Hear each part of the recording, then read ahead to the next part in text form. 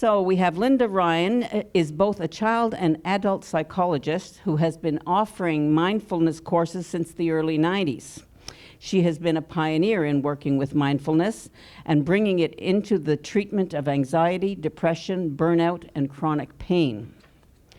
Lynda trained personally with Jon Kabat-Zinn and Thich Nhat Hanh.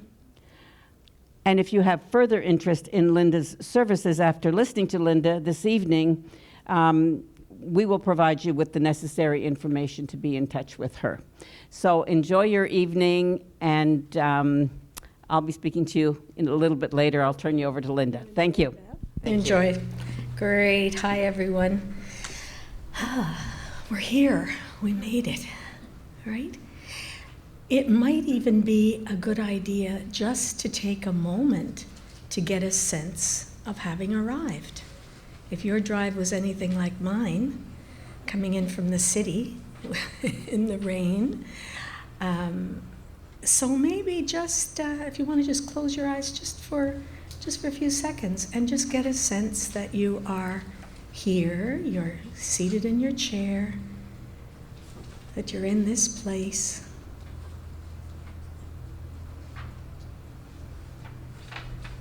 Just that sense of having arrived and just collecting yourself so that you feel completely here.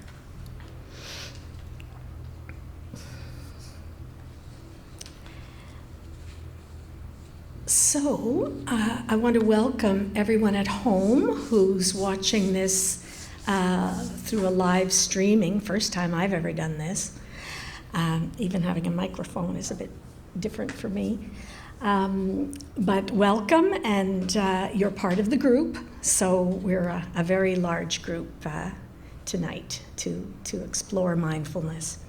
Let me just ask before we begin, how many people are familiar with mindfulness, have done some reading or study or something on it?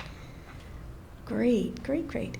And how many have a practice of mindfulness? How many actually? Good. That's great. Okay, so probably we're in different places with regard to this, in terms of being familiar or, that it's brand new. So I first became aware of mindfulness in 1985, going way, way back when I was studying at the very beginning of my Buddhist studies. And so in that, there's a Buddhist philosophy, and there's a whole psychology that flows from Buddhism. And the heart of it is the alleviation of suffering. That's basically what Buddhism is all about, is alleviating suffering. And another close aspect to that is that it is for liberating and freeing the mind. So that the mind, and they're related, how the mind is tied up and suffering is the result. So I thought this was amazing, especially as I learned more about it. And mindfulness is the way. Mindfulness is the way to the cessation of suffering, to put it in their terms. So I really wanted to incorporate it into my practice. I was already just starting out as a psychologist at that point in private practice. And I wanted to work it into how I was working, because it was a marvelous, to think that it came from, originated 600 years before Christ, 600 BC. And it's here it is, 2016, having a lot of relevance. So it was kind of a question how to do it, and I used to just kind of bring it in here and there and weave it in. And then in the early 90s, you're probably aware, some of you know of mindfulness, that Thich Nhat Hanh was a Zen monk from Vietnam, and he really coined the phrase mindfulness. And he wrote some of the books that made it you could apply it in a secular way. He just took it out of the realm of the monastics and in Buddhist philosophy, and put it right out there as something we could all benefit from.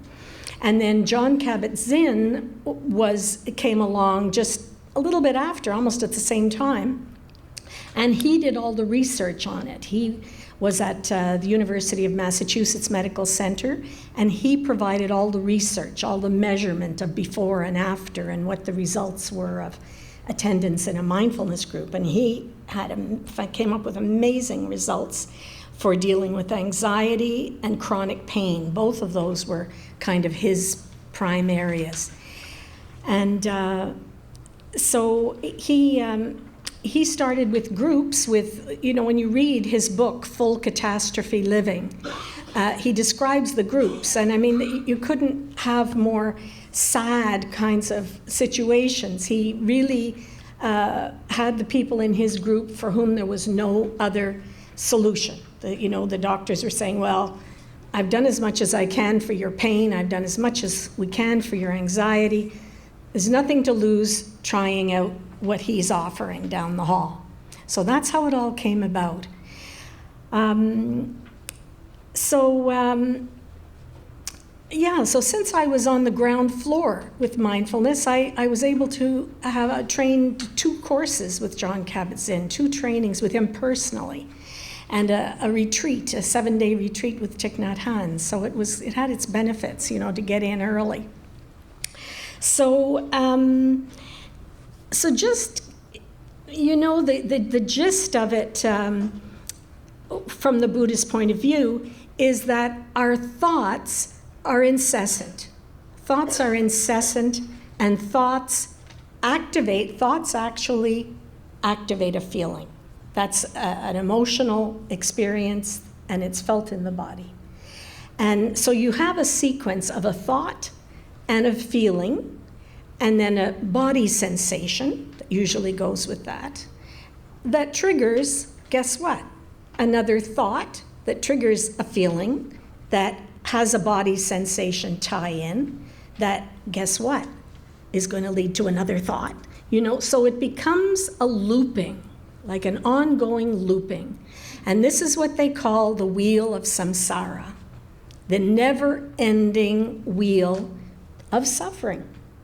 Because it's, they're really talking about patterns that would be painful, and to be able to try to get out of it was very difficult. So it had this looping effect.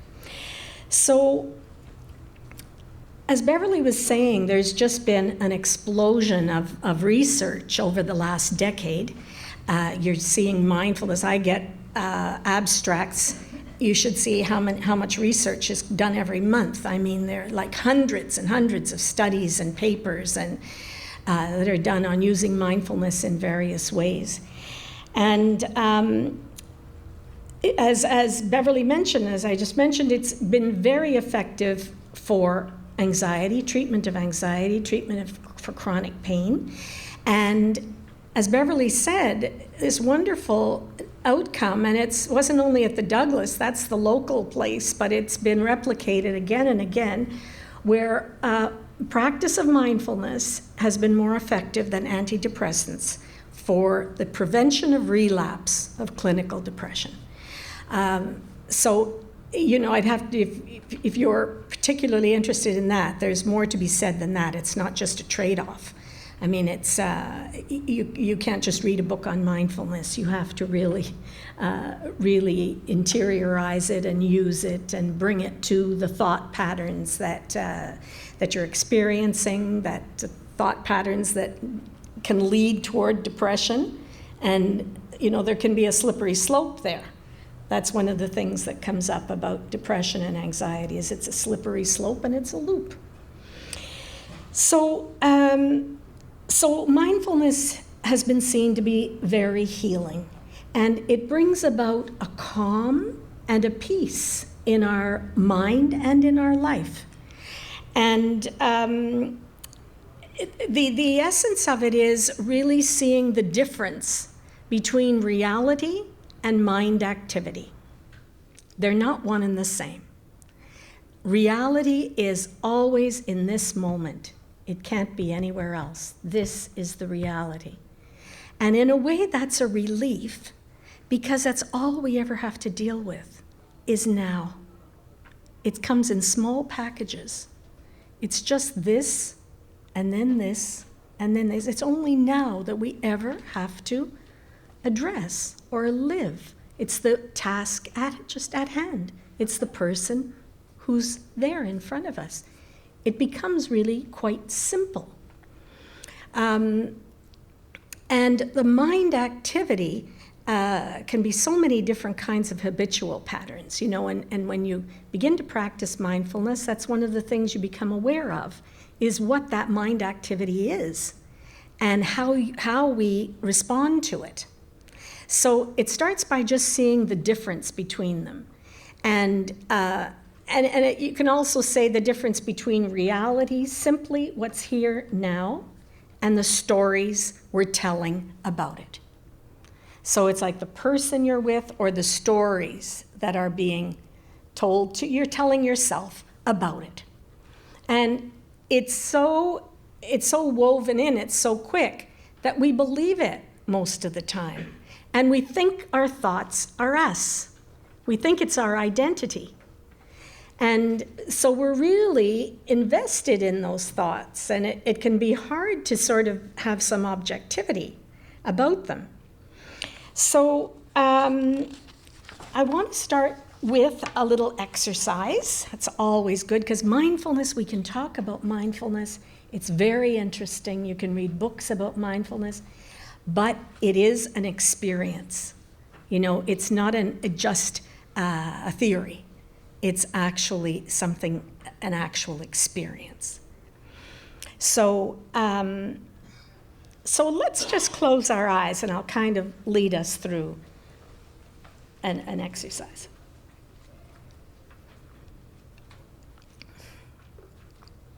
So we're going to just notice this present moment.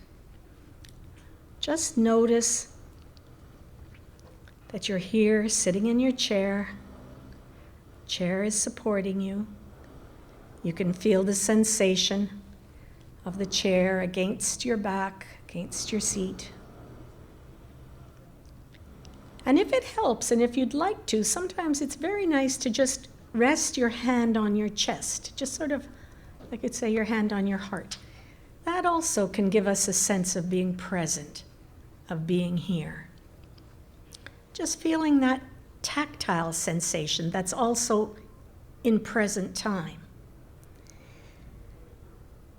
So let's begin by just noticing the thoughts that are occurring right now. So there's no need to change them. There's no need to alter anything. We're just noticing the thoughts as they unfold, kind of one after the other. So just notice the thoughts that are there.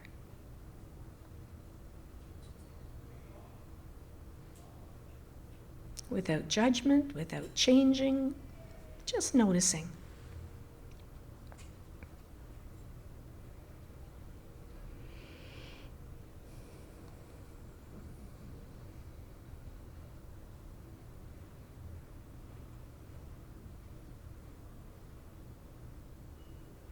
And now just notice the feelings that are there.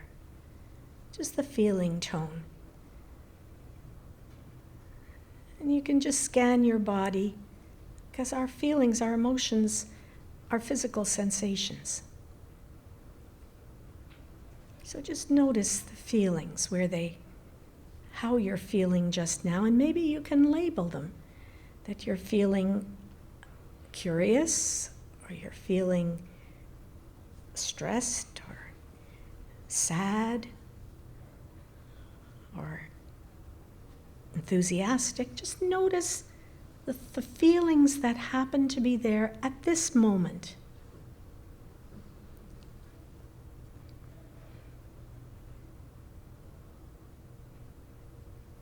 And even if you can't quite label them, just connect with them.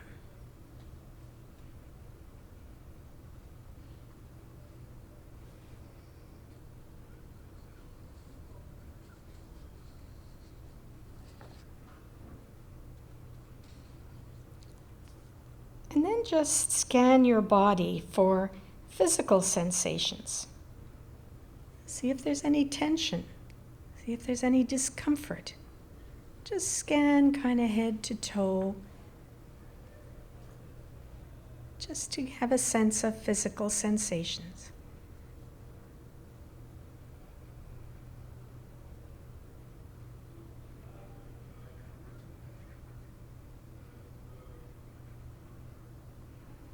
And if you do have an area of discomfort, notice that.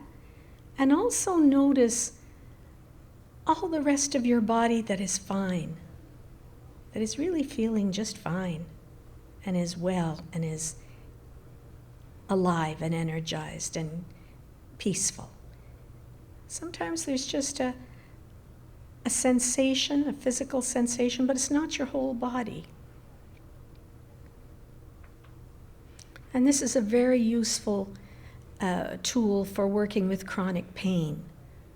That chronic pain, a particular pain, is not your entire reality. It's not even the entire physical experience.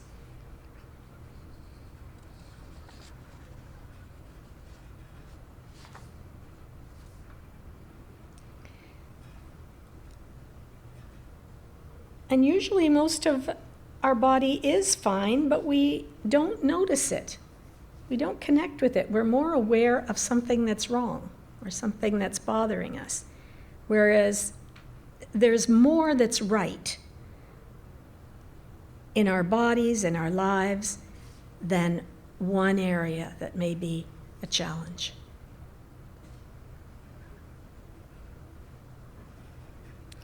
And the same is true in our life. You know, if we have one area of difficulty, it doesn't mean our whole life is completely taken over by that. There's still many wonderful, wonderful elements that can nourish us and can bring quality to our life. Just even looking out at the beautiful leaves, taking a walk, listening to sounds, tasting an orange. There's so many different things that can bring richness to our life. And now notice the part of yourself that is doing the noticing. The part that sees the sequence of thoughts. Part that's watching the body, scanning for feelings and sensations. Just notice the part of yourself that's doing the noticing.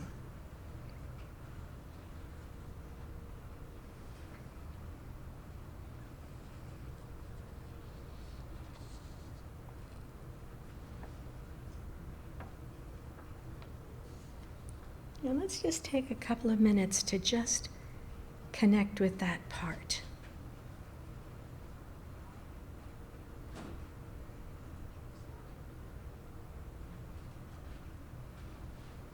And it has a particular quality to it that's different from the flow of feelings and the activity of emotions. It's different.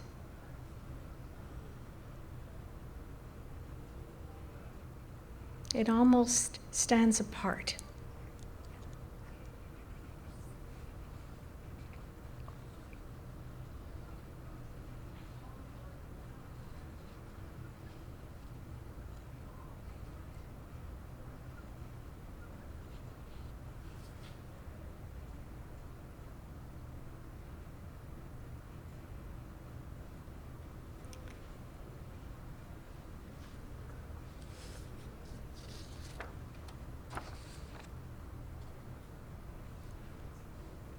So just when you're ready in your own time, just open your eyes.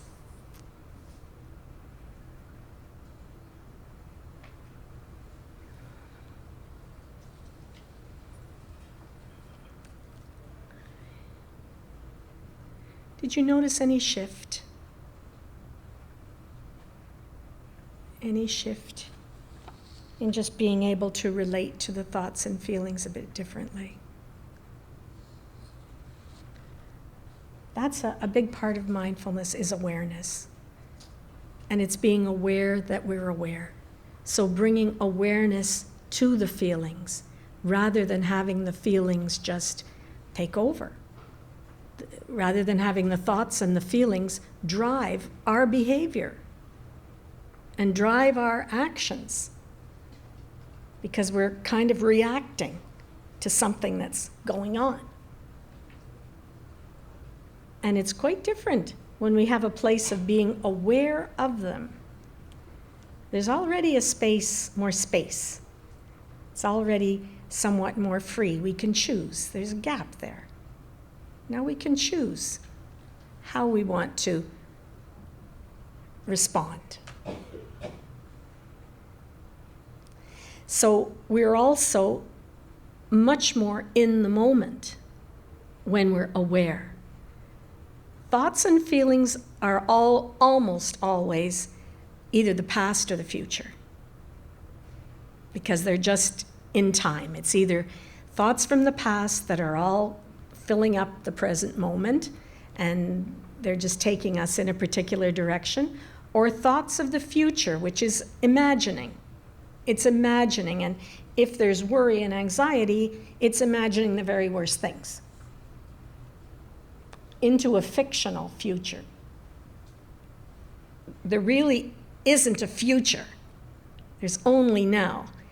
And if we take care of now, we're here, we're attentive, we're responding, we're bringing our best judgment, we're bringing our best response, we're connecting, we're present, then the future will take care of itself, because it's going to come down the pike and be now and be responded to in that very same way. And our being present now is going to change whatever may flow from that. You know, it's not like reacting and creating a tangent that's going to take you off somewhere that you have to clean up or deal with or whatever later. So it's being right in this moment and very conscious of what's there. One of the people who was in the mindfulness group, she was physio, and she was so burnt out and so fed up and just ready to pack it in. You know, she was exhausted and the workload had increased and conditions had deteriorated, and she was just really, really dissatisfied. And I think a lot of us can empathize with that, just in a situation that she was very unhappy in. And she used to say that this one thing completely changed the way she did her work and completely changed her satisfaction at work. It was just being here, just the one person who was in front of her, the one situation, the task that was at hand, and just being present to that. She could have more insight. She could have a better feel for what was really necessary. She wasn't just thinking, you know, in terms of the textbooks and what she should do, but she could be present and bring all of her expertise to exactly what was called for. And it completely transformed how she worked. And she just began to love her work. So it's that effective. So just watching the thoughts, watching the feelings. It's a little bit like sitting on the bank of a river that's flowing by and just watching what goes by. And you're on the bank, you're not in the river. But you can see that a lovely golden leaf floats by, and then a stick, then an old bag, a scrunched up potato chip bag. It's kind of like not quite the same feel to it. Maybe a log that's really quite rotted. All of this is going by, and then maybe another kind of a flower or another beautiful leaf. It's like being on the bank and just watching everything that flows past. because our thoughts and feelings are always changing. The lifespan of a full thought and feeling is seconds. And then it activates another one. Then it activates another one. So we can just watch them as they flow by.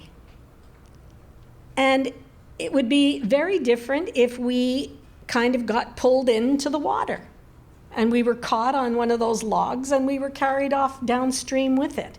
That would be like feeling carried away by something in the realm of mind activity, feelings, thoughts, getting caught up in it, and it's at the wheel of the bus. The thought or the feeling is driving, taking us. We never chose to go down there. How often do we end up being in some place we didn't choose to go there? It accumulated. Things accumulated, and the next thing we know, we're like, we never chose that. It's kind of like, this lady sitting in front of me, I can't help but think that she's wearing a red sweater. Can't help but think that. This is how thoughts are. We often give thoughts too much significance as well, because they're just like an internal GPS system, making sense of the world we're moving through, telling us, do this, do that, turn here, go there, this is good, that's not good, judging, giving opinions. It's like just a GPS.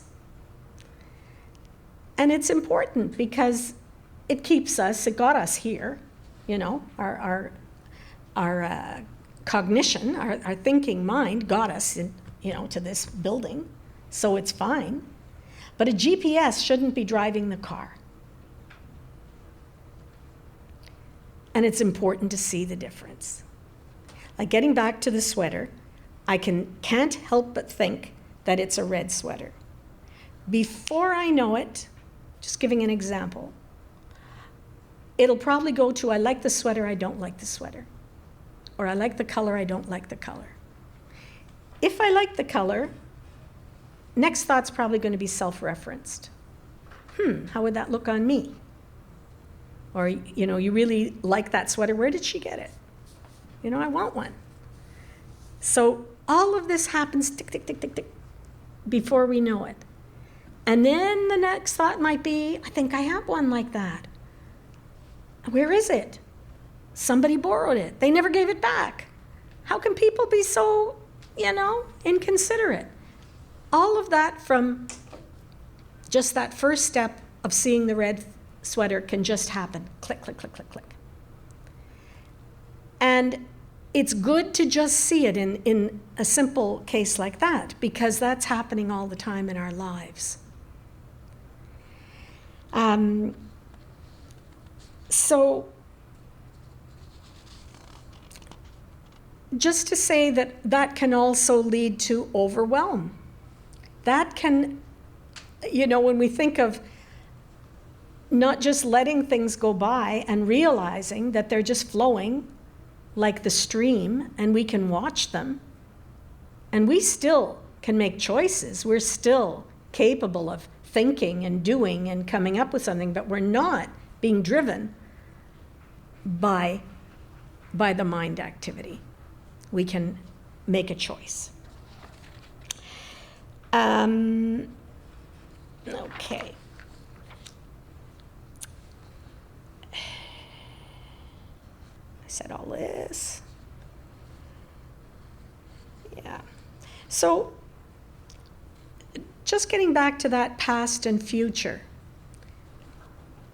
Thinking, if we really look at it, most of the time it's memories from the past, or impressions from the past, or beliefs from the past, or replaying of the past, or an imagining of a future, something we're calling the future.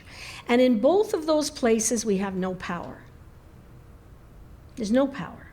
What can we do about some future? What can we do if we're replaying old things from the past? There's no power. We're more inclined to be at the effect of that stuff. And where we have our power is right here, where it's real. So even as we go off on one of these tangents, we can catch it, snap out of it, and come back. Come back to the here and now. And you get better at it the more you practice it. And there's a sense of presence, there's a sense of availability for this brand new moment, a moment that's never ever occurred before, with full of options. It doesn't have to be rewritten into what happened in the past, or our beliefs from the past, or our fears of a future. You know, it doesn't give us anything. But just to be able to be in this moment, which is really usually quite simple, it's just now. You know, it's much easier than all that other. Just looking here, I see what I've already said. Okay. All right. Yeah, just to say too that I think you probably already get a sense that an overload of the past-oriented stuff that we can't do anything about, but it's clogging up our present moment, can be a recipe for depression because it's stuck. It's just stuck, and we're stuck. And we're believing the stuff that we're stuck by. We're believing that it's true at some level. And the preoccupation with a future that we can't do anything about because it isn't a reality, it's an idea, it can certainly lead to anxiety. Because what can we do about it except worry? You know?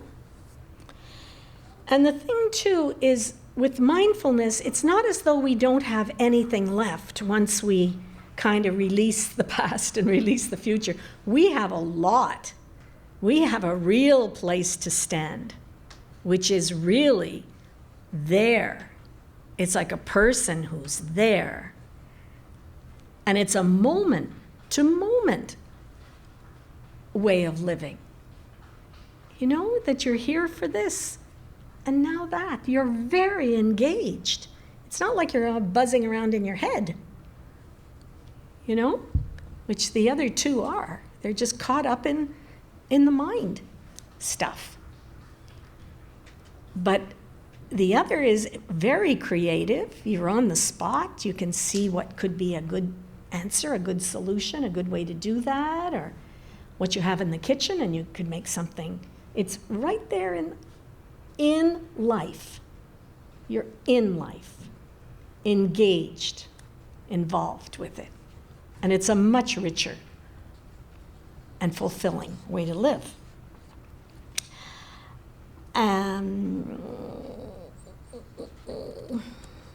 Just want to be sure I'm remembering everything I wanted to tell you.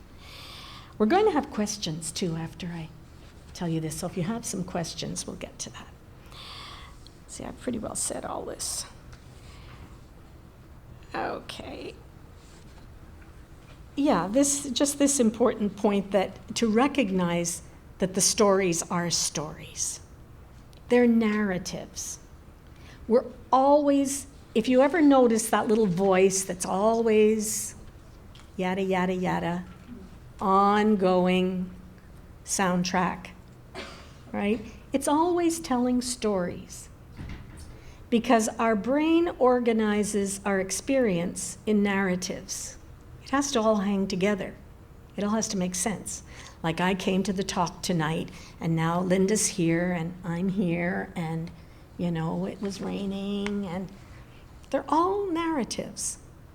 So that's okay. It's the way we organize our experience. That's okay. And it can be a little bit more in the background, or the volume can be a little more turned down on that, just that organizing function.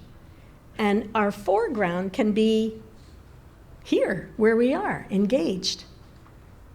You know? Okay. See, I've said all this. So we did an exercise at the beginning Another thing I wanted to say, let me back up a little bit. When we were talking about the red sweater, and we were talking about how thinking takes place, how one thought after the other, and I was saying we give too much significance to our thoughts, like we can just let them go. You know, something we don't want to really pursue, we can let go. You know, I don't want to think about that sweater now. I'm doing something else. You can let it go and come back to reality. Now, what was it I wanted to say? Yeah, that the thoughts, when you really look at how they come together, they occur by association.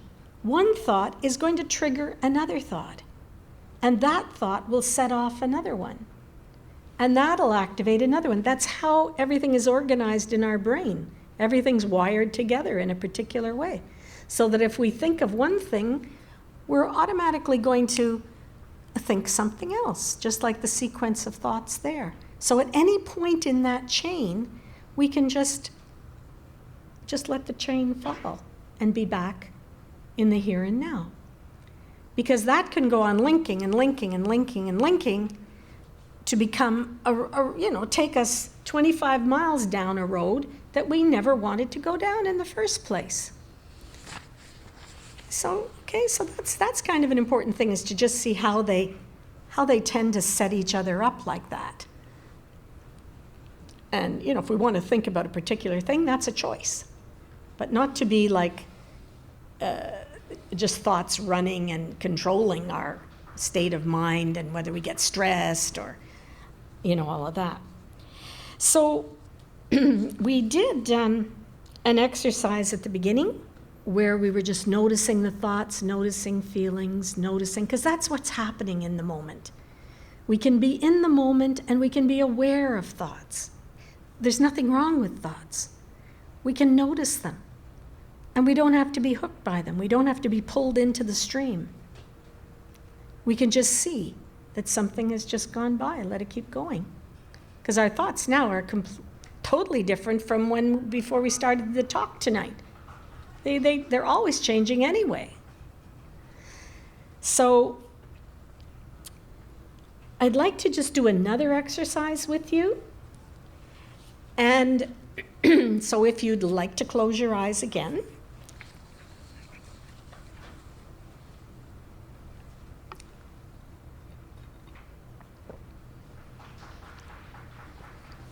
Just to notice a stillness that is always, always there. There is always a stillness within us. See if you can locate it. And again, having your hands on your chest is also nice.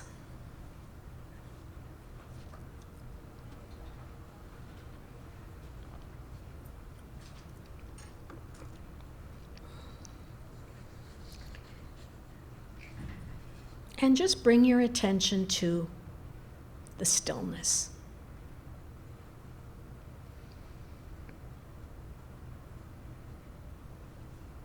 We're really resting our mind.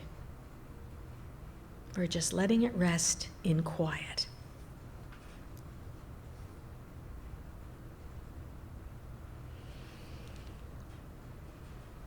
So I'm going to use my little bell here, and we'll take 5 minutes just to experience the stillness. Just give ourselves that gift. To just rest our mind, rest completely in the stillness. And the bell will mark the beginning of 5 minutes, and then it'll mark the end of 5 minutes. And if thoughts occur, that's fine. You just notice them, and you can choose not to go along with the associating, and just bring your attention back to the stillness. It's almost like you're enjoying this wonderful, warm, luxurious bath. You don't want to get up and answer the phone. Phone rings, let it go. And just come back to just enjoying and being aware of that stillness.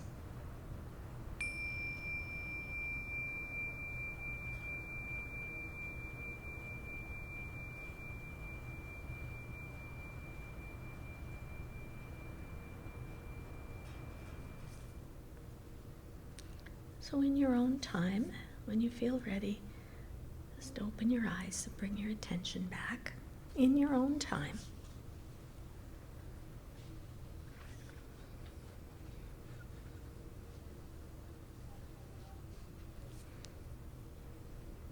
That was approximately 5 minutes, but you can do that for 10, 15, 20, and there'll be even more benefit.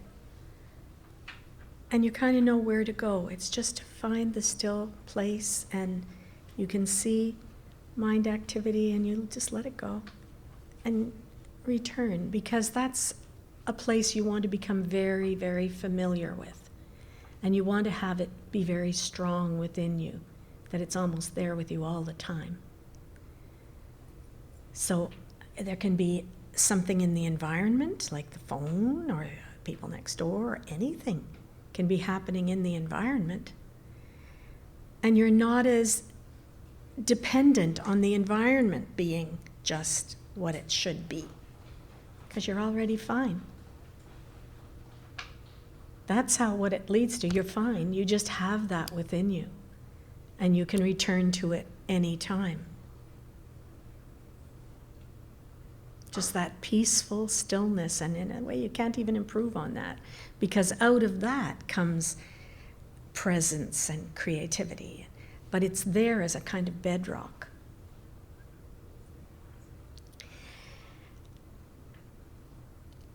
There have been a lot, with all the research on mindfulness, one of the things that's also been done is MRIs, scanning, you know, the brains of, like, the monks who have practiced a lot of this mindfulness and different forms of meditation. Well, this is a basic Zen and Buddhist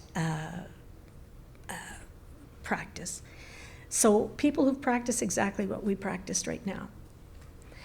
And they've done MRIs, and the intriguing thing is that there is a whole other area of the brain that is up and running in them that everybody else doesn't have. You know, we've always heard that we only use 2% of our brain, so there's a whole lot of there that could be developed. So there are actual areas of the brain that tie in with equanimity, that tie in with peacefulness, that tie in even with compassion, because that comes with it too. You're more available for the other person and what's really happening for them. You're in touch. So it's going to bring to touch compassion as well. But it's a whole other area of the brain that we can have access to. But we have to kind of practice it. We have to really keep it on tap. You know, we have to nurture that.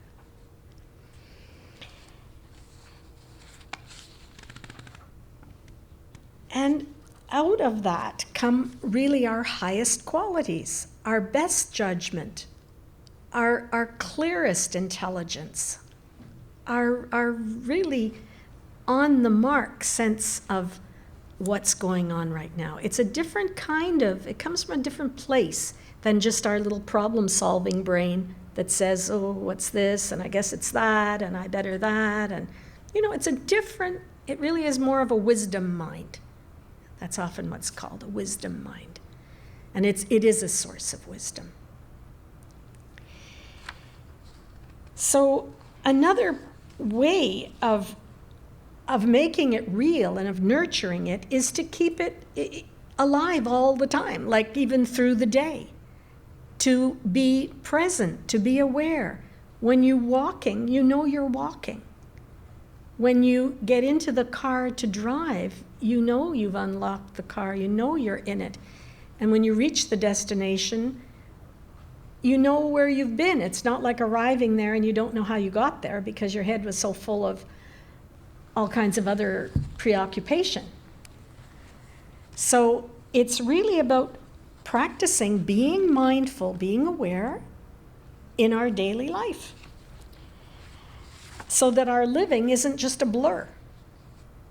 And this is important. Thoreau said, I wanted to live deliberately when he went to the Walden Pond. He said, I wanted to live deliberately and not when I came to die realize I hadn't lived. So it's like whole years of our life can almost seem like, where did they go? Or days or months, you know. Here it is, October again, almost Christmas, you know, just a blur.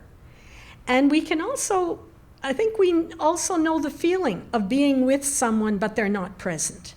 They're there, but they're not present, right? So it's that presence. It's really, there's somebody there, and the awareness is there, and the being is there. The Thich Nhat Hanh tells a little story of someone who offered to wash the dishes. And Thich Nhat Hanh says, sure, but do you know how to wash the dishes? And the fellow says, yeah, sure, I do. And Thich Nhat Hanh says, well, if you're washing the dishes just to get them over with so you can have a cup of tea, you won't have the cup of tea either. Meaning that once you hurry through this thing to get it done, get it finished, to have the tea, the tea will be sort of something you want to get through so you can get to the laundry. It's a mindset. It's an idea that there's always something better than this moment. So I'm always on my way to something else. This moment is it. When you're at work, that's your life. And what quality are you bringing to that moment of your life? When you're washing your dishes, that's your life standing there at the sink. And where's your consciousness? What's the quality of your consciousness? Are you just kind of crabbing to yourself and annoyed that the dishes are dirty again? Or can you be just present to that?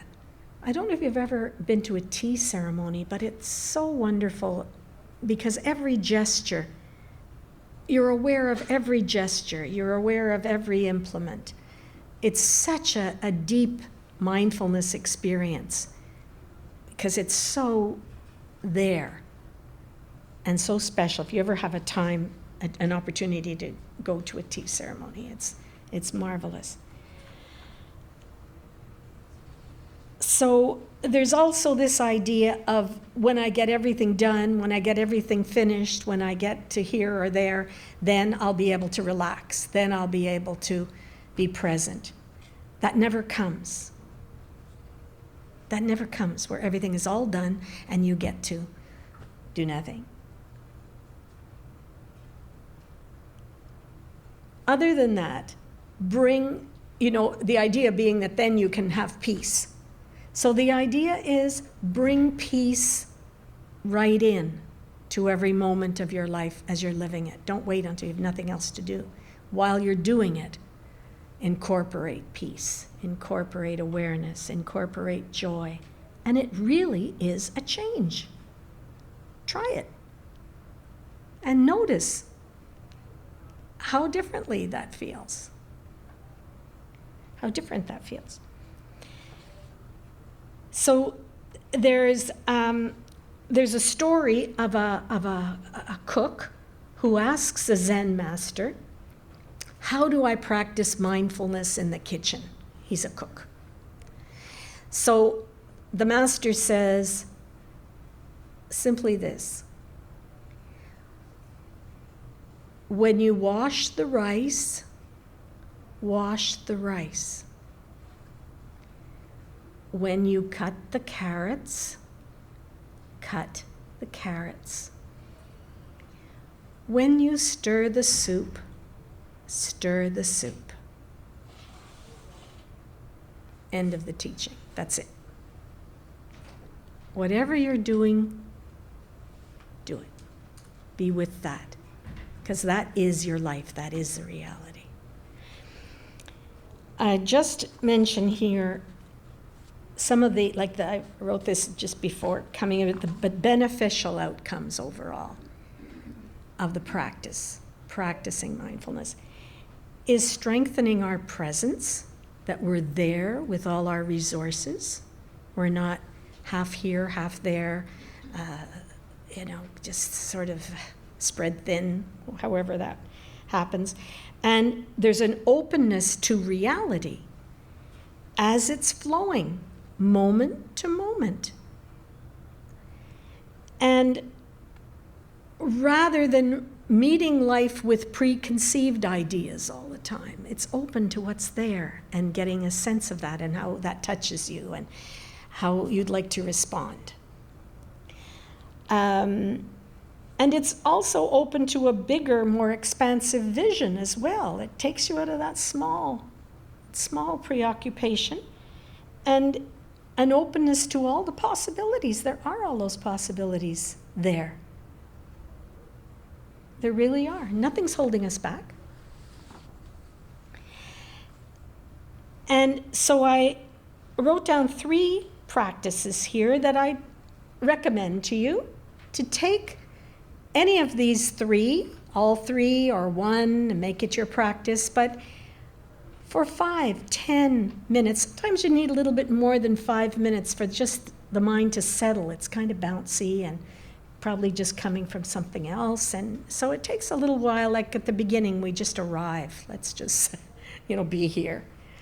So, give it 10 minutes, 15 minutes of noticing the thoughts, noticing the feelings, and particularly if something has upset you or if you're upset, that's a perfect time to notice the thought, notice the way you're feeling, and be aware of what part of yourself is doing the noticing. Because that's a wonderful, wonderful resource to have, that you go right to the place of awareness. And it's an awareness of phenomena. It's not being the jelly in the donut and the thoughts and the feelings have got you and carrying you down the stream. And the other would be just connecting with the stillness.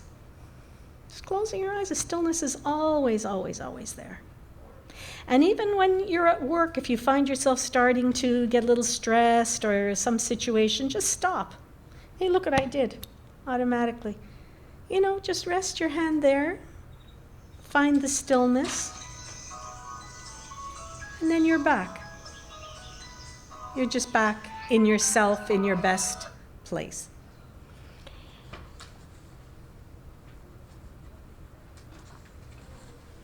Okay, and the third one is just the awareness in daily life. Whatever you're doing, really be one with it. When you wash the rice, wash the rice. So we'll stop there and open it up to your questions and to discussion, which is really my favorite part. And just in case I forget, this diagram that I included here is basically it comes from the research that was done regarding depression and the prevention of relapse with mindfulness. So on the first page, you see, and this is what they found, this was culled from the research, is that these tend to be predominant feelings and experiences of someone who is depressed. Hopeless, unloved, worthless, stupid, and a failure. Those were the predominant feelings. Like, no wonder you're depressed, right? If that's predominating. And then the second diagram shows how they all set each other off. How one triggers the other and triggers back to the other and goes up to the other, and so you're getting a whole web of all of those experiences. So it's good to be able to isolate them. And on the second page at the top, what it shows is that that pattern actually blocks the warmth, curious, generous, ambitious, all those lovely feelings and experiences. They're so interconnected, all of these. They form such a web that they actually block the good ones. So this is where we need to be mindful of beauty and mindful of the wonderful things in life. They're all still there. And so the last one is one that I made this up myself. So I blocked them out so that individually you can put in which ones tend to be true for you and which ones tend to be ones that are blocked. So you're already bringing awareness to your pattern. You see what I mean?